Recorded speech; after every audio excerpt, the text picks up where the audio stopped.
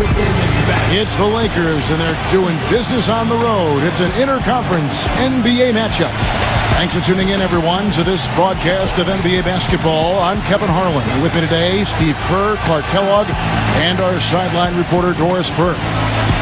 We've got a chance now for our starting lineups from point guard to center. This team should be a good one. Someone will be keeping an eye on, of course, LeBron James. Well, it's an almost impossible task guarding him. He's so strong and quick. LeBron is like a locomotive bearing down. You see why teams have to give hard fouls to stop him, because a little bit of contact just is not going to be enough to stop him. Hey, Steve, a lot of contact isn't enough to stop the freight train LeBron James. I mean, he draws so much attention defensively, but what makes him special is how he can punish a defense for overcommitting, because I think his greatest attribute amongst all of his great attributes is his passing ability. Taking a look at Miami, this is a hot team. They currently hold the best record in the entire NBA. And coming off that championship season a year ago, that success carried right over into this year. I think they've played at a very high level all season long. And they're going to make another run at a title, don't you think, Clark? It certainly looks that way, partner. I mean, some teams suffer a championship hangover or malaise in the following season. Not these guys. They've been terrific all year. And Young kicks to Kobe. An absolute bomb from three-point range.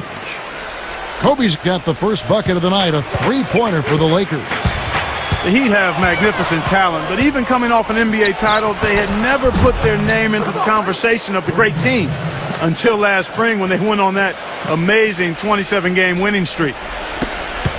And just about a minute into the first quarter. And Doris Burke spoke with Mike D'Antoni.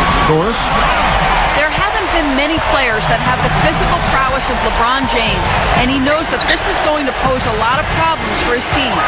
He told me the most amazing thing to him about LeBron was that he has the ability to be a force at virtually any position on the floor, from point guard to center.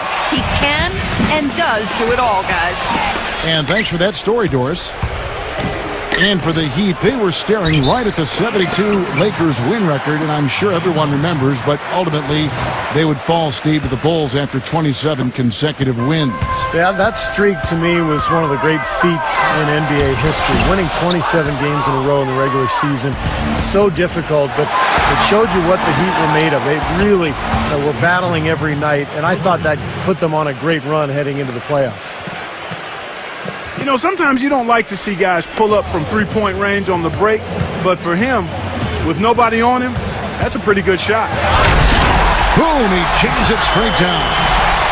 How about that now? What a sensational finish. Oh, got to be able to get some hang time to do that. Yeah, you got to rise and levitate. Suspend yourself. Yeah, levitate. And glide. And glide. You got to glide in and reverse it home. So sweet.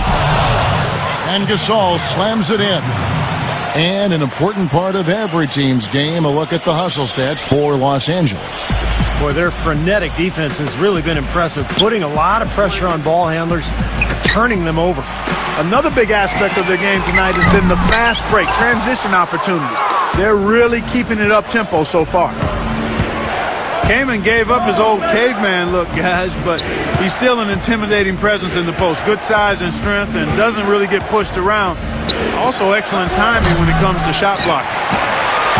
The Heat trail by 6. Here's Wade. Ejected by Young. Lets it go with a 3. That's good, and it's Kobe with the assist. Young's got 6.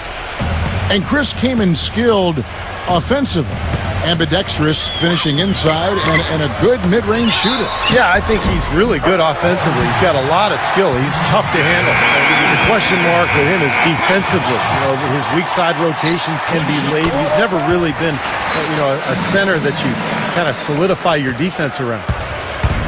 Shane Battier is checked in for Miami.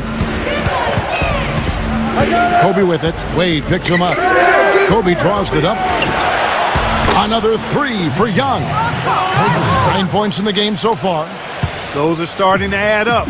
Of their last 5 baskets, 3 of them have been three-pointers. And it's not just great offense, Clark. The defense is really lacking. Not enough energy on their closeout. count the bucket. Guys, that time he went for the fancy finish for us there, man. That was sweet. And out of bounds as the Heat gain possession.